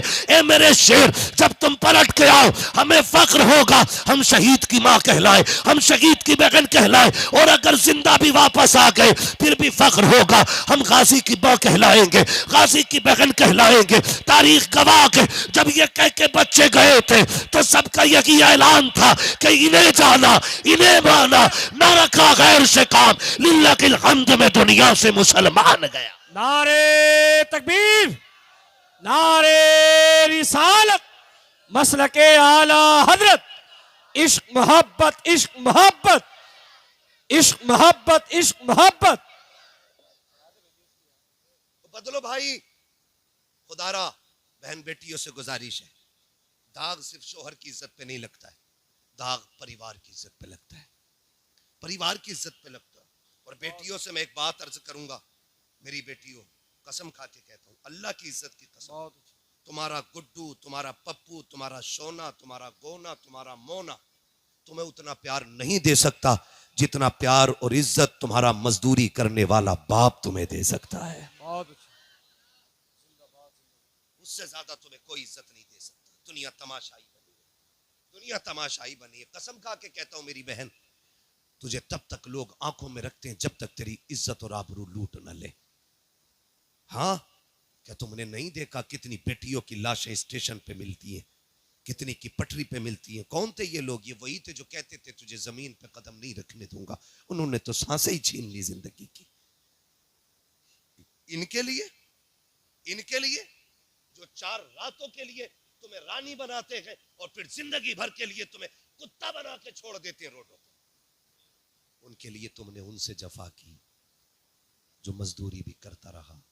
उसने टोपी में पैबंद लगाए, बेटी तेरे दुपट्टे में पैबंद नहीं लगने दिए। उसके लिए छोड़ दिया तुमने बाप को, उस बाप को जो खून पसीना एक करके तुम्हें पालता रहा, जो जिंदगी लगा के तुम्हें संवारता रहा। तुमने उनके लिए माँ बाप छोड़ दिए। जाके बेटियों को समझाओ, उनसे कहो जाकर के, बेटी संभल के कदम रखना, याद रखना अगर तू बहकी ना तो सिर्फ तेरी इज्जत नहीं, खानदान की इज्जत चली जाएगी। बाप कभी जिंदगी में सर नहीं उठा पाएगा। और आज तो बेगैरती की भी हद हो गई जी। सोसाइटी मुआशरे में भी बेगैरती इतनी हो गई है। आज भाग जाती है, कल कपड़े झाड़ के कह देता मेरा मतलब नहीं रहा उससे। लो साफ सुथरा हो गया, दूध में नहाया हुआ। ये बेगैरती है। कल हजरत जब किसी की बेटी को तलाक होती थी ना, तो 8-8 दिन बाप घर से नहीं निकलता था गैरत की वजह से। तलाक वाली बेटी का बाप नहीं निकलता था। आज भागी हुई की बेटी बाप पे फर्क नहीं पड़ता। ये बेगैरती नहीं तो क्या है हमारी? ये बेहिसी नहीं तो क्या है हमारी? हो क्या गया हमें? हमारी आंखों का पानी मर गया। आओ करबला वालों के दर की खैरात खाने वालों, मुझे बात याद आ गई। कायनात की सबसे कम उम्र कारिया को सैयदा ज़ैनब कहा जाता है। मौलाए कायनात मौला अली की शहजादी, खातून जन्नत के जिगर का टुकड़ा ज़ैनब वो है जिन्हें मुस्तफा ने अपना लुआब चखाया है। सबसे कम उम्र में सबसे पहली कुरान की कारिया बनने वाली जात हजरत सैयदा ज़ैनब की जात। सैयदा ज़ैनब परवरिश किसने की है? खातून जन्नत ने। उसने परवरिश की है जिसकी मुस्तफा ने परवरिश की थी। आप अंदाजा लगाइए, सोच भी नहीं सकते, बेइजाजत जिनके घर जिब्रील भी आते हैं। कद्र वाले जानते हैं कद्र शान अहले बैत। भाई उस घर की बात कर रहा हूं। सैयदा ज़ैनब के बचपन का जमाना है। खातून जन्नत की बेटी कुरान पढ़ रही है बैठ करके। फजर के बाद का वक्त है। खातून जन्नत किसी काम में मसरूफ है और सैयदा ज़ैनब कुरान पढ़ रही। पढ़ते पढ़ते अचानक न चादर सरकने लगी, आगे के कुछ बाल नजर आ गए। खातून जन्नत की नजर पड़ गई, काम छोड़ा, ऐसे दौड़ी जैसे लोग मरते हुए को बचाने दौड़ते। जाके बेटी के जहां बाल थे ना, हाथ रख लिया। ज़ैनब दुपट्टा संभाल। अभी क्या हुआ? कहा बेटी कुछ बाल नजर आने लग गए। अम्मी तो फिर ऐसे दौड़ी, मैंने सोचा पता नहीं क्या हो गया। कहा ना बेटी, इससे बड़ी कयामत कोई नहीं हो सकती कि एक बेटी की सर की चादर सरक जाए। बेटी पूरी जिंदगी ये दुपट्टा ना सरकने देना, दुपट्टा ना सरकने देना। ये कौन कह रहा है? ये वो कह रही है जिसको रब ने जन्नती औरतों की मलका बनाया है। तेरी मेरी बेटी न मलका, न शहजादी हुजूर की, न सैयद जाती, न वलिया, न राबिया बसरिया, न ज़ैनब, न उम्मे कुलसूम, न रुकैया। कोई नहीं हो। फिर घमंड, जितने बड़े बाप की बेटी उतनी बेगैरती से गले में दुपट्टा है। क्यों? उसे डर नहीं है दामाद मिलेगा कि नहीं। उसे पता है मेरे बाप के पास इतना पैसा है, मैं कितनी भी बेकार हो जाऊंगी, मेरा बाप दामाद खरीद लाएगा। कम से कम कुछ सोच करके गरीब की बच्चियां चादर के रखे रहती है। कम से कम वो ये सोचती हैं हम पे और कुछ नहीं सिवाय इज्जत के। वो उसकी हिफाजत करती है। गलत नहीं कह रहा हूं, आप बुरा मत मानिए, ये कड़वी सच्चाई है। मेरा दिल जल रहा है अंदर से जो बातें कह रहा हूं, दिल जल रहा है। जितने अमीरों की शादी है जाके देखो, जाना होता दावतें हमें भी दे देते लोग, वहां जाके देखो तो कुत्ता तरीका होता खाना खिलाने का, गधों की तरह खाना खा रहे चलते, सुन्नत का तरीका ही खत्म। और फिर हम सबसे बड़े मसला के आला हज़रत वाले, जब हम खड़े होकर कुत्तों की तरह खाना खाते तब मसला के आला हज़रत की तरह। जब बेटियां मर्दों के साथ मैरिज हॉल में बैठी होती हैं तब मसला के आला हजरत किधर होता है? क्या सिर्फ नारे का नाम मसला के आला हजरत है? जानते हो सरकार मुफ्ती आजम हिंद, मुफ्ती आजम आलम इस्लाम, आपने जाना उन्हें? नहीं जाना ना, मैं बताऊं। आपके घर में किसी की शादी थी, फंक्शन था आला हजरत के घर में ना, 3 दिन तक खाना चलता रहा। कितने दिन तक? 3 दिन तक आम लंगर चलता रहा, लेकिन खड़ा करके किसी को नहीं खिलाया जा रहा, हुजूर की सुन्नत के मुताबिक बैठा के खिलाया जा रहा। 3 दिन तक खाना चलता रहा। किसी ने आके सरकार मुफ्ती आजम की अम्मी से कहा, बड़ी भी जरा पता तो करो मुस्तफा रजा ने भी खाया कि नहीं खाया। माती ख्याल आ गया, वो मेरे बगैर किसी से खाना नहीं मांगता है। कहा जा बेटी दौड़ के जा, पूछ जाके मुस्तफा रजा से खाना खाया कि नहीं। कोई आई घर की खातून, कहा शहजादे तुमने खाया कि नहीं खाया? कहा नहीं। कहा कब से? कहा 3 दिन से। कहा क्यों नहीं खाया? कि माँ को फुर्सत ना मिली, मैंने मांगा नहीं था। कहा शहजादे मांग लिया होता, घर तो अपना था। कहते मैंने हुजूर की हदीस पढ़ी है, आका ने कभी अपने लिए किसी से सवाल नहीं किया था। मुस्तफा रजा भी ये चाहता है कि अपने लिए सवाल ना करे, ताकि आका की इस सुन्नत पे भी अमल हो जाए। जब उन्होंने इस तरह सुन्नतों पे अमल किया है, अल्लाह ने उनको विलायत का ताजदार बना डाला है। हम सुन्नत का गला घोट के मसलक के आला हज़रत के ठेकेदार, क्या जवाब दोगे आला हज़रत को? बताओ। पूछेंगे मुफ्ती आजम, बताओ मेरे घर की तो बेटी अभी बिना वजू के खाना नहीं बनाती थी, तेरी बेटी बगैर पर्दे के गैर महरम के साथ महल में कैसे आ गई? होगा कोई जवाब? हो तो जाओ नंगी नचाओ बेटियों को, कोई रोकने वाला नहीं। और ना हो तो फिर तैयारी करो, फिर तैयारी करो। शर्म आती है, हमारी बेटियों के सरों से दुपट्टे उतर गए, दुपट्टे उतर के फैशन के नाम पे दुपट्टे उतरे, सूट महंगे महंगे आ गए। हम भी गए थे मार्केट में कपड़ा लेने, यकीन करें कोई सूट ऐसा देने तैयार नहीं था जिसकी आस्तीन में जाली की बजाय कपड़ा हो। सब में मच्छरदानी लगी है। हमने कहा कपड़ा, कह रहा नहीं मौलाना यही फैशन चल रहा अब तो। मैंने कहा कोई ऐसा भी सूट आया जिसमें ना होगा ना, फिर तो थान से कटवा लो। मैं पूछना चाहता हूं, हम मुसलमान हैं? डॉक्टर इकबाल ने कहा था यूं तो सैयद भी हो, मिर्जा भी हो, अफगान भी हो, तुम सभी कुछ हो, बताओ कि मुसलमान भी हो। हम ये सोच के क्यों मार्केट में माल भर रहे हैं कि फैशन क्या है? हम ये क्यों नहीं सोचते कि हुजूर की सुन्नत क्या है? बताइए कौन इतना मोहतात होगा, कौन झगड़ा करके किसी से जाली की जगह कपड़ा लगवाएगा? क्या ना मौलाना मजबूरी है साहब, अब तो यही नहीं है। पहले गर्मियों में मच्छरदानी देखने मिलती थी, अब जाड़ों में भी बराबर आगे पीछे, कमी नहीं, मर जाए साए सकड़ के, लेकिन कपड़े पूरे नहीं पहनेंगी और ना हम पहनाए। क्यों? अगर कोई शरीफ जादी सादे कपड़े पहन ले तो बिगड़े हुए बाप की नालायक बेटियां उसे देख के ठट्टे उड़ा के कहती हैं पुराने दौर में जी रही है, अभी पुराने दौर में जी रही है, पढ़ा हुए ना दिखे, पढ़ी हुई नहीं, स्कूल नहीं गई होगी, यही रही होगी, 4-5 मदरसों में चक्कर काटा हो। ये कह के जलील करती है मेरी कौम की बेटियों। तुम्हें क्या पता है आज जिस पे हंस रही हो, जिसके हया वाले लिबास पे तुम्हें हंसी आ रही है ना, मरने के बाद अल्लाह एक एक दांत तोड़ेगा और कोई बचाने वाला नसीब नहीं होगा। आज जिसकी शराफत के लिबास पे ठट्टे उड़ा रही हो, कल जब फरिश्ते इसी के एहतराम में आएंगे और इसी की इज्जतों की चादरें उड़ाई जाएंगी, इसी को इज्जतों के ताज पहनाए जाएंगे, तब तुम्हें पता चलेगा कि पुरानी सोच किसकी थी, उम्दा सोच किसकी थी, घटिया सोच किसकी थी, बेहतर सोच किसकी थी। खुदा के वास्ते मजाक ना उड़ाना, पूरी दुनिया में ऐलान करके बता दो फैशन कुछ भी हो, हमारी बेटियों को वो लिबास पसंद होगा जो खुदा की भी पसंद होगा, मुस्तफा की भी पसंद होगा। करेंगे इंशाअल्लाह ऐसा। सबसे पहला काम करो, लिबास पे पाबंदी लगाओ, और ये मत सोचिए बरेली से शुरू होगा काम तो हम करेंगे।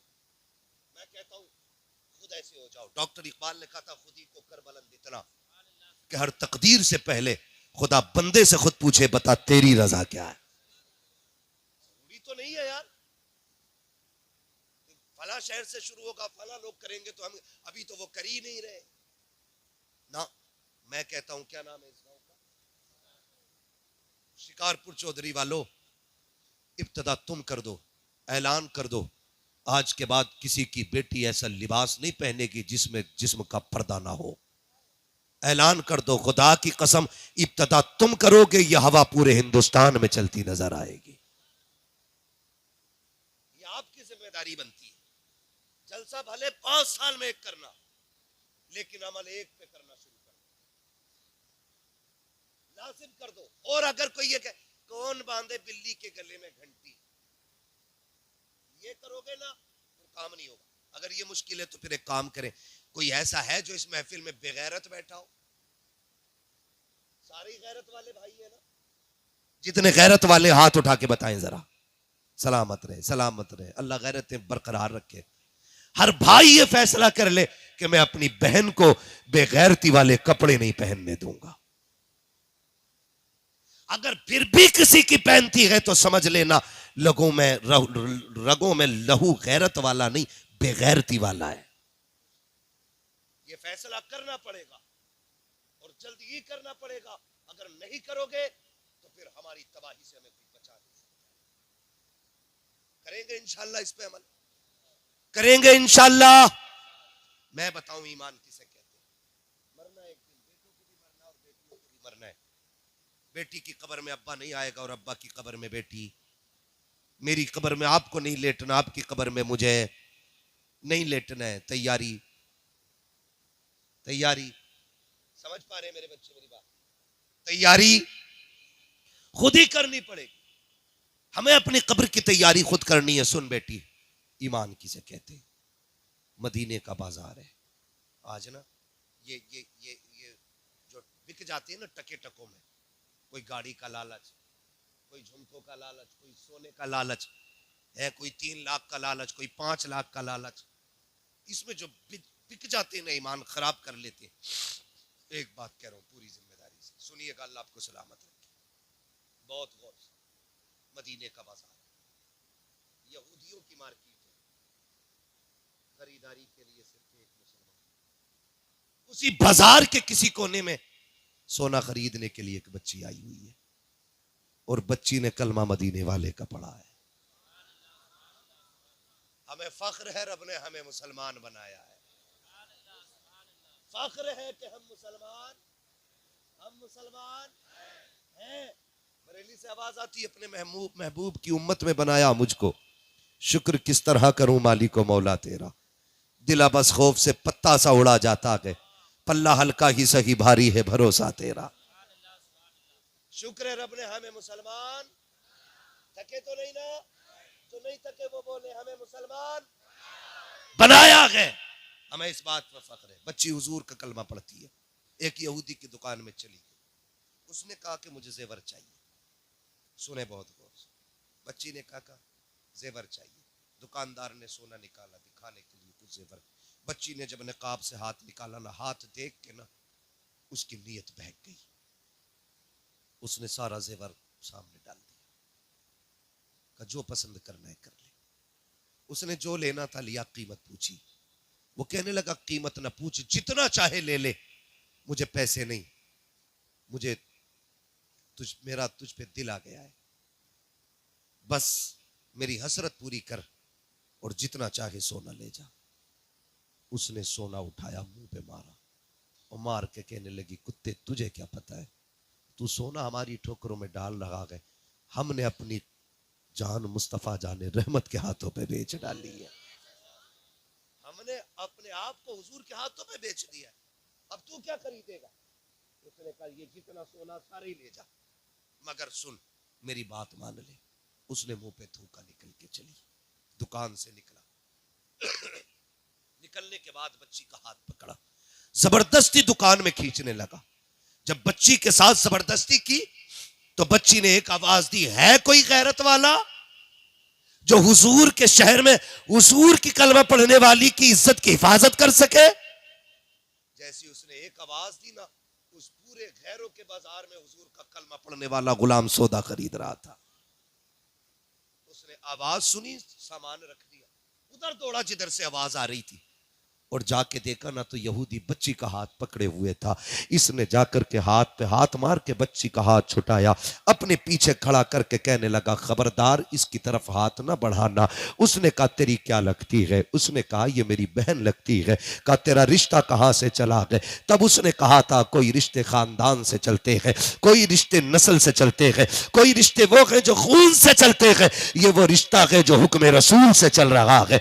इस रिश्ते को मेरे नबी ने बना दिया है, ये ला इलाहा इल्लल्लाह का रिश्ता है। उसने कहा कहना क्या चाहता है? कहा अगर जान प्यारी है तो वापस चला जा, वरना ये बच्ची हमारे हवाले कर दे। उसने कहा माँ का दूध पिया है। हाथ आगे बढ़ा के देखा, जैसे इसने तलवार निकाली है, यहूदी ने देखा कि हमारे शहर के अंदर, हमारी गलियों में, हमारे बाजार में हमें धमकी दे रहा है। उसने अपनी कौम को आवाज दी, आओ लोगों निकल के आओ, एक कलमा पढ़ने वाला हमारी गैरत को चैलेंज कर रहा है। सैकड़ों तलवारें निकल के आ गई थी, लेकिन ये गुलाम मोहम्मद अरबी का था। टल न सकते थे अगर जंग में अड़ जाते थे, पैर शेरों के भी मैदान से उखड़ जाते थे। दस्त तो दस्त है दरिया भी न छोड़े हमने, पैर जुल्मात में दौड़ा दिए घोड़े हमने। सैकड़ों तलवारें सामने गए, गुलाम ने तलवार निकाली है, बेटी कमर के पीछे गए, का माँ का दूध पिया गए, आके कोई हाथ लगा के दिखाए।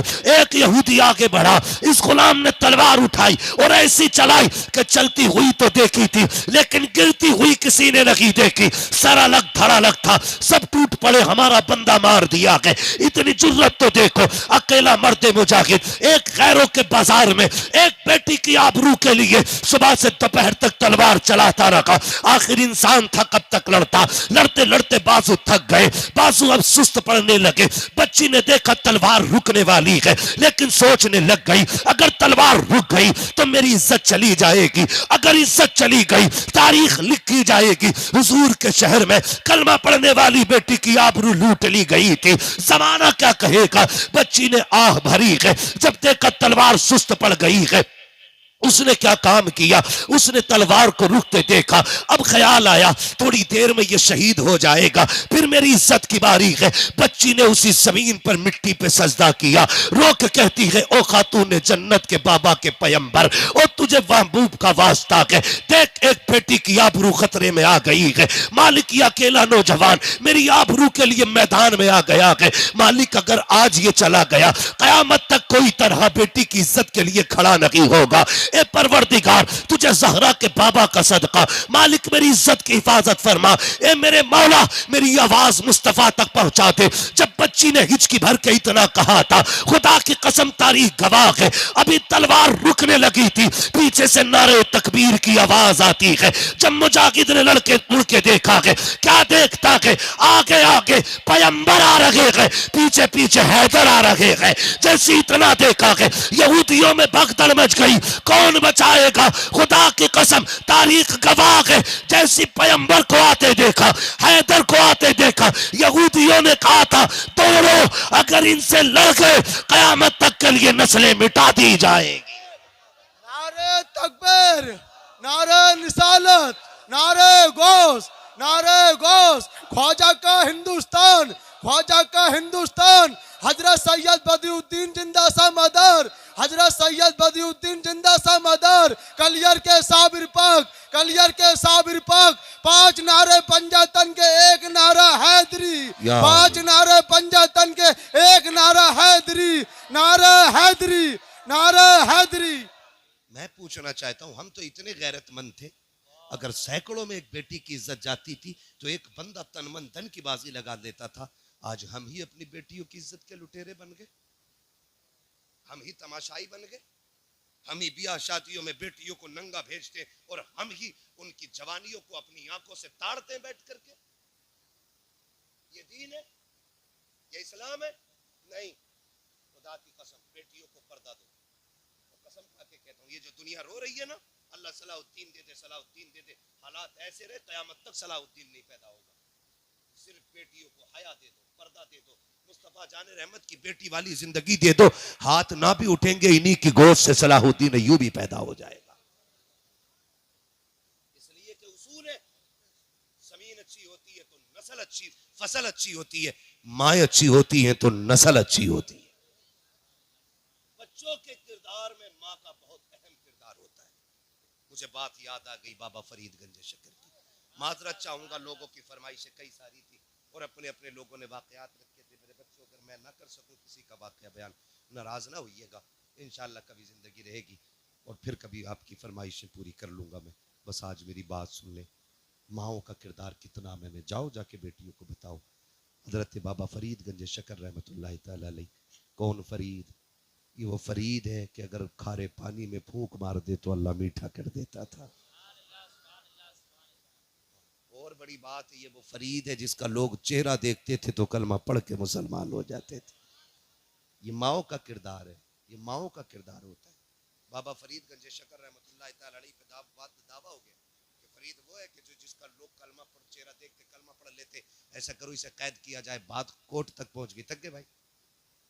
जा रहे ना? कोई बात नहीं है, खड़े भी होके सुन सकते हैं। थक गए होंगे तो मैं समझ सकता हूँ, आपको बहुत ज्यादा सीधा होना पड़ रहा है, एकदम नीचे बैठे हुए। तवज्जो है ना सारे लोगों की? मुकदमा हो गया कोर्ट में, का फरीद वो है जिसका लोग कलम चेहरा देख के कलमा पढ़ लेते। का करना का फरीद को जेल में डाल दो। का पहले कोर्ट में हाजिर किया जाए फरीद को। तो जब बाबा फरीद कोर्ट में तशरीफ लाए तो जिन्होंने मुकदमा किया था उन्होंने कहा कि चेहरे पे कपड़ा डाल के आना। तो बाबा फरीद चेहरे पे कपड़ा डाल के आए। जज ने कहा मैं कैसे मान लूं कि कोई देख के किसी को किसी का धर्म पर कबूल कर लेगा? मैं जरा देखूं तो सही चेहरा कैसा है। जो सामने लोग खड़े थे कहा मेहरबानी कर ना उठवा कपड़ा, वरना फैसला ही नहीं, कोर्ट ही बदल जाएगा। उसने कहा जी तुम्हारी कैसे मान लूं, अहमक लोग हो, चेहरे देख के भी कोई धर्म बदल लेता है। उसने कहा ठीक है भाई, उठाओ कपड़ा। जब फरीद ने चेहरे से नकाब पलटा, फिर जज भी कह रहा था ला इलाहा इल्लल्लाह मुहम्मद रसूल। अल्लाह जी बात ही खत्म हो गई, क्योंकि वो भी कलमा पढ़ के मुसलमान हो गए। घर आए, अम्मी मुझे पता है क्या बेटे, आज तेरे बेटे फरीद को कोर्ट में बुलाया गया था। मुकदमा ये था मेरा चेहरा देख के लोग कलमा पढ़ ले रहे। अम्मी मजा तब आया जब जज ने मेरा चेहरा देख के कलमा पढ़ा। मां मुस्कुरा के कह रही फरीद मुस्कुरा मत, कमाल तेरा नहीं कमाल तो मेरा है। कमाल तेरा नहीं, कमाल जोर से कमाल मेरा है। कमा कैसे? का फरीद सुन, इबादत से खुदा तक पहुंचा जा सकता है, लेकिन माँ की दुआएं बंदे को खुदा वाला बना देती है। क्या अम्मी का तुझे पता है नहीं है, जब तू छोटा था ना, कोई दिन ऐसा नहीं, अल्लाह की इज्जत की कसम, जिस दिन मैंने तुझे बिना वजू के दूध पिलाया हो। कोई रात ऐसी नहीं गुजरी फरीद जिस दिन तेरी मां सजदे में आके तहज्जुद के वक्त में ये ना कहती हो अल्लाह मेरे लाल को ऐसा बना देना जो इसे देखे वो तेरा कलमा पढ़ने लग जाए। लोग बात करते हैं हुज्जतुल इस्लाम, लोग उन्हें देखते थे कलमा पढ़ के मुसलमान होते थे। मैं तो कहता हूं अल्लाह उनकी माँ की कब्र पे रहमत नाजिल करे। अगर माँ अच्छी ना होती तो बेटा कभी हुज्जतुल इस्लाम ना होता। इसलिए मेरे अजीज, माएँ अच्छी होंगी तो फिर नस्ल अच्छी होगी। समझ रहे मेरी? माओ को बेहतर करना। एक जरूरी बात नौजवानों से भी कर जाऊं, आज मैंने सिर्फ पर्दे और एहतियात पे बात की है। शादियों को इतनी मोहतात बना दो, जरूरी नहीं है ये जाके खाएंगी तभी वलीमा पूरा होगा। है ये बताओ, ये नहीं जाएंगी तो शादी नहीं होगी। दावत भी ये तो घर भिजवा के खिलवा दो, या अगर खिला भी रहे पर्दे के साथ बुला, पर्दे के साथ बैठा। ये कौन सी गैरत हो गई, बिना पर्दे आ गई क्या मुखिया के बेटे का वलीमा। आग लगे ऐसे वलीमों में जहां 1000 बेटियों की इज्जतें उछाली जाती। नहीं चाहिए ऐसा वलीमा जहां इज्जतें महफूज ना। वलीमा वो करो जिसमें सवाब भी रह जाए और इज्जतें भी बाकी रह जाए, है ना? हुजूर ने फरमाया सबसे बुरी दावत है उस वलीमे की जिस वलीमे में गरीब ना, बुरा खाना जिसमें गरीब। आज गरीब की दावत नहीं, सारे अमीरों की दावत होती है। क्यों? जिनने बकरा खिलाया वही बकरा खाने आएगा, जिनने मुर्गा खिलाया वही मुर्गा खाने आएगा, जिसने बेचारे ने नहीं खिलाया वो गरीब तो आएगा ही। ये कंडीशन से मेरे अजीज वलीमे ऐसे कर लो कि जिससे खुदा भी राजी हो जाए और मुस्तफ़ा भी राजी हो जाए। नौजवानों से आखिरी बात कर जाऊं, सुन लेंगे, ना भी सुनेंगे तो थोप के जाऊंगा, क्योंकि लाजिम है मुझ पे आपसे चंद बातें कर जाऊंगा। मुझे एक बात बताओ, बुरा ना मानना, कड़वी बातें, कभी आईने के आगे खड़ा होना और इतना आईना हो कि सर से लेकर पैर तक तुम्हें दिखाए, फिर अपने ऊपर सर से लेकर पैर तक नजर डालना, फिर देखना तेरा कितना जाहिर हुजूर की पसंद के मुताबिक है और कितना हुजूर की पसंद के खिलाफ है। बस इतना देखना। हुजूर हमारी कब्र में आएंगे, यह हम अहले सुन्नत का अकीदा। आला हज़रत क्या फरमाते हैं, कब्र में लहराएंगे ता हश्र चश्मे नूर के, जलवा फरमा होगी जब तलात रसूलुल्लाह की। है कि नहीं? हुजूर हमारी कब्र में तशरीफ लाएंगे। बोले इंशाअल्लाह, सारे बोले इंशाअल्लाह। अरे कोई वहाबी तो नहीं बैठा है? अरे ना चचा आ जा दाएं बाएं से, बैठा भी हो तो भगाना मत, यहाँ 2 नंबर का माली नहीं, यहाँ सारा ही 1 नंबर का है।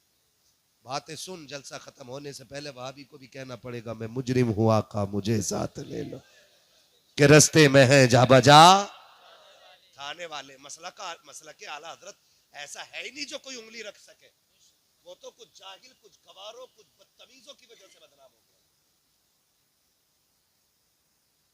सही बता रहा हूं हजरत ही, कुछ गवारों की वजह से, अंधभक्तों की वजह से बदनाम है मसला के आला हजरत। उधरी नहीं है अंधभक्त।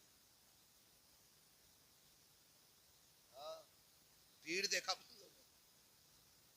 सजदे में गिर गए उसके आगे। सजदा किसके लिए? सारे बोले किसके लिए?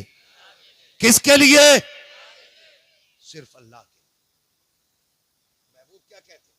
आका फरमाते अगर खुदा के अलावा किसी को सजदे की इजाजत होती, यहाँ पीर का जिक्र नहीं, अबू बकर का जिक्र नहीं, अपना जिक्र नहीं, उमर का जिक्र नहीं, अहले बैत का जिक्र नहीं, आका कहते अगर खुदा के बाद किसी को सजदे की इजाजत होती तो मैं औरतों को हुक्म देता कि वो शोहर को सजदा किया करे।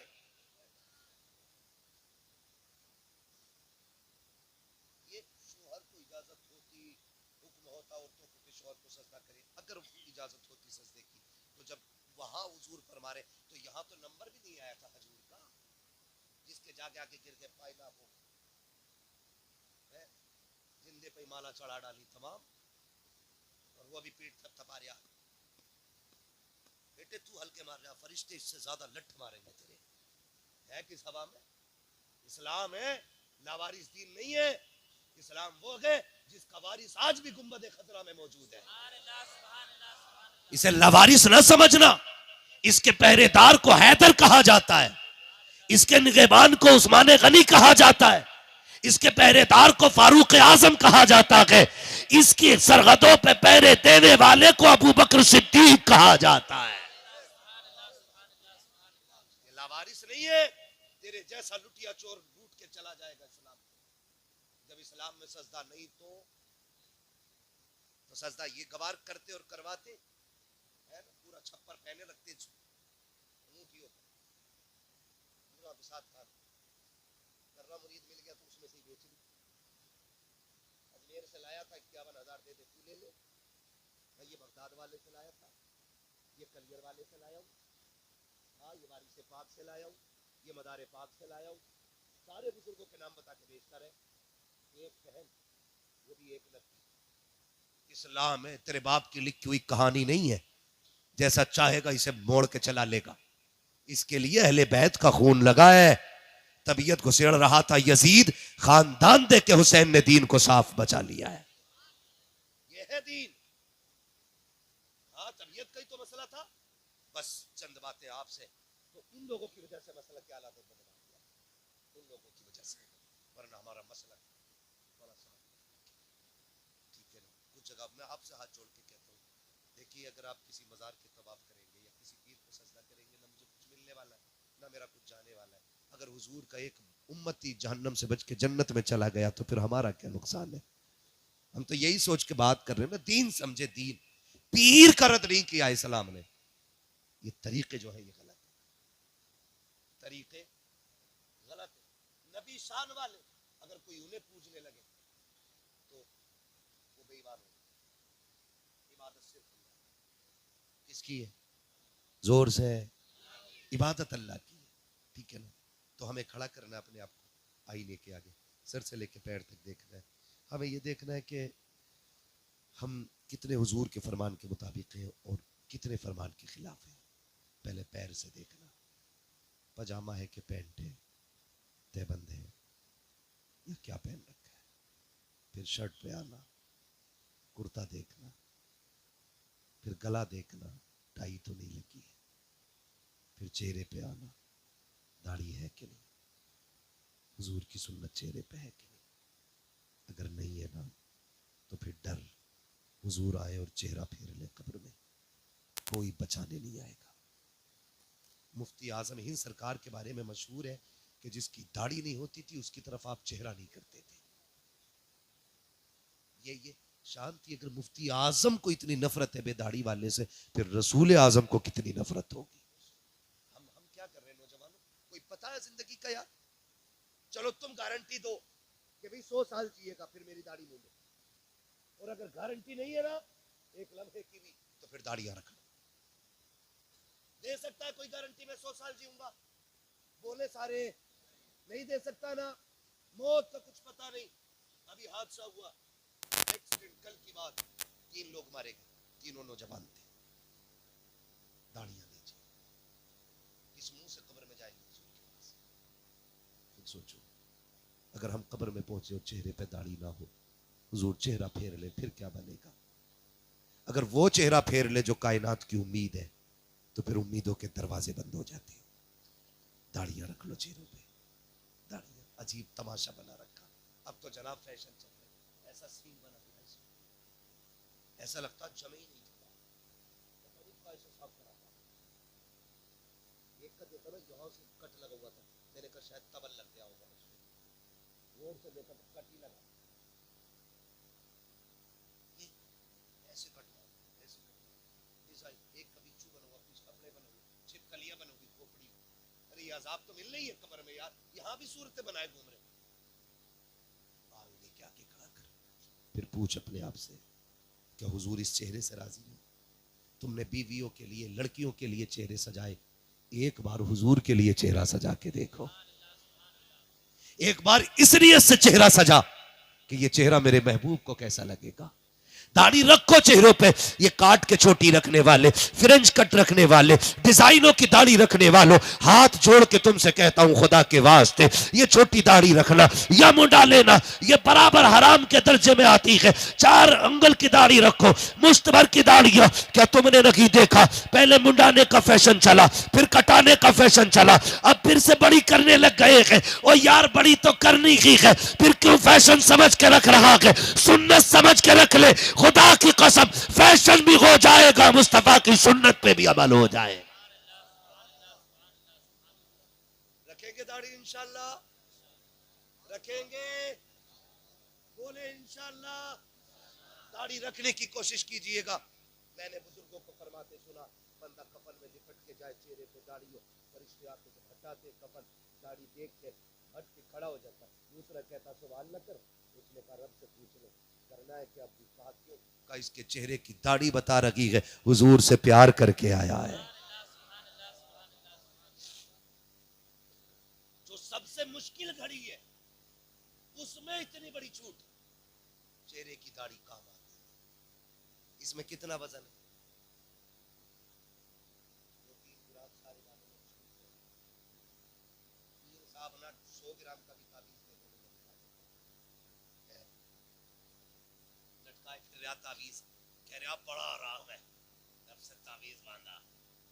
कसम खा के कहता हूँ दाढ़ी रख, और जब मुश्किल में घिर जाए ना, इन बालों को पकड़ और ऐसे हाथ में लेके कह, मैं मौला तुझे तेरे महबूब की सुन्नत का वास्ता, मालिक मेरे बिगड़े काम बना दे। हाथ नीचे बाद में आएंगे, तकदीर के फैसले अर्शों से पहले कर दिए जाएंगे। लेने ही नहीं आया ना, ले नहीं। बड़ी बरकत इन 4 बालों की है। मुफ्ती आजम सरकार जब गुस्ल करते थे ना, तो पंजाबी पास में घर के रहता था, सारा पानी भर के ले जाता था, सारा पानी। कहा ये क्या? कहा मुफ्ती आजम की दाढ़ी के बालों का पानी है। कहा क्यों लेके जाते हो, क्यों लेके जाते हो? कहा लोग बीमार होते हैं, दवा लेने जाते हैं, मेरे बच्चे बीमार होते, मुफ्ती आजम की दाढ़ी का पानी पिला देता हूं, खुदा शिफा दे देता है।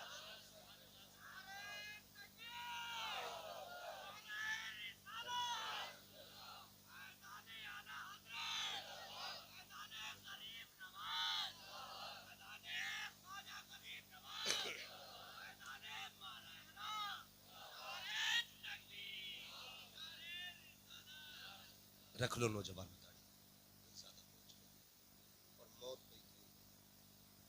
कब्रिस्तान बहुत है, मौत सर पे खड़ी, दाढ़ी के चलने वाला रख लो। मेरे लिए नहीं, इनके लिए नहीं, इनके लिए नहीं। रात को लेटना ना। मुझसे लोग कहते हाथ उठवा लो, मैं नहीं उठवाता। मैं कहता हूँ हमारे सामने उठे तो क्या उठे, काश कभी ऐसा हो रात को 3 बजे तेरी आंख खुले और तेरा दिल मदीने वाले से लग जाए, उठ के मुसल्ले पे आए कि महबूब आज से तेरे लिए दाढ़ी रखूंगा। वो वादा जो होगा ना, देखना खुदा की कसम दिल बदल देगा, और दिल नहीं दुनिया बदल डालेगा। फिर तुझे लगेगा हुजूर ने तेरे लिए हाथ उठा के दुआ कर दी है। फरमाया गया जो हुजूर के लिए दाढ़ी रखता है ना, हुजूर गुंबद खजरा से उसके लिए दुआ फरमाया करते। फिर लगेगा तुझे रात के 3 बजे हुजूर के मदीने से ठंडी हवाएं आई हैं जिन्होंने झोंका दिया, और तुम्हें समझना है करेंगे इंशाअल्लाह, दाढ़ी रखेंगे। कई बार लोग कह देते जी दाढ़ी रख लेते अभी ब्याह ना हुआ। एक भी दाढ़ी वाला इसलिए कुआरा नहीं मरा कि उसे किसी ने लड़की न दी। अगर इसलिए कोई कुआरा मरता ना तो कोई दाढ़ी न रखता। दाढ़ी रखने का एक बड़ा फायदा कुआरों के लिए ये है, अगर शादी से पहले दाढ़ी रख लोगे ना तो तुम्हारे घर में शैतान की बच्ची नहीं आएगी, कनीज़ फातिमा ज़हरा आएगी। क्योंकि दाढ़ी ये वो एंटीबायोटिक है जो बड़ी बड़ी शैतानियों का इलाज कर देती है। इसलिए पहले दाढ़ी रखेंगे तब भी फायदा, और बाद में रखेंगे तब भी फायदा है। ठीक है ना। जिनकी हो गई है वो भी रखें, जिनकी नहीं हुई है वो भी रखें, मगर दाढ़ी रखें। ये हमारी पहचान है, हमारी पहचान है। डर क्यों रहे, किस चीज का डर है? लोग कहते हैं मार्केट में निकलते हाल बहुत खराब है, बड़ा पता नहीं है और खराब है। मैंने कहा हमसे ज्यादा कौन बोलता है? जिस सीट पे हम बैठ जाते हैं ना कोई बैठता ही नहीं, बैठता ही नहीं करवट में। इसलिए नहीं कि हमने बम बांध रखा है, इसलिए कि हमारी दाढ़ी है। मैं कहता हूं शुक्र है मालिक, दाढ़ी में इतना दम है कि पूरी सीट खाली करा दी है। कितनी भी बड़े बड़े वीआईपीओ की महफिल हो, एक दाढ़ी वाला चला जाए सारे ऐसी देखते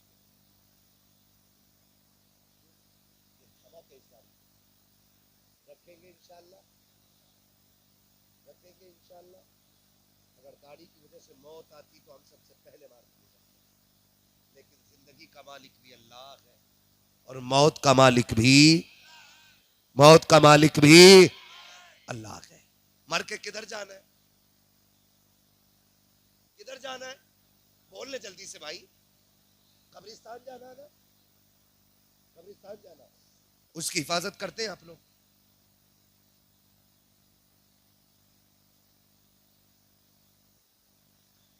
कदर है कब्रिस्तानों की। हमारे अक्सर कब्रिस्तानों के हालात ऐसे ही है। मैं ये तीसरी बात करने लगा। पहली बात मैंने पर्दे की थी, दूसरी बात नौजवानों मैंने दाढ़ी की थी। आप दाढ़ी रख लें इंशाअल्लाह इनकलाब आएगा। तीसरी बात करने लगा हूँ कब्रिस्तान। पूरी तकरीर हाथों हाथ याद भी करा। ठीक है, क्या करना है कब्रिस्तान? मैं ये कह रहा हूँ अक्सर मुसलमानों के कब्रिस्तान का हाल ये है कि जितने भी बेरोजगार नौजवान लड़के हैं ना वो सारे कब्रों पे जाके बैठ जाते हैं। कई जगह पे ताश खेलते हुए मैंने देखे, कई जगह पे देखा है कि भैंसे लेके लोग कब्रिस्तान आ जाते हैं, कई जगह पे बकरी बकरे छोड़ देते हैं। ओ पकड़ ले बकरी किसकी है? तो कहता मेरे अब्बा की तो कब्र है।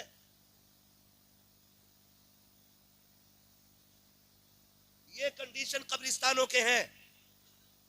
अगर आप अपने कब्रिस्तानों का एहतराम नहीं करोगे तो कौन करेगा? आप सरकारों की भीख पे जिंदा हो। ये देंगे तब हम उनकी बाउंड्री करेंगे, ये देंगे तब हमारे कब्रिस्तानों की हिफाजत होगी, ये नहीं देंगे तो कुत्ते बिल्ले हमारे कब्रिस्तानों में घूमेंगे।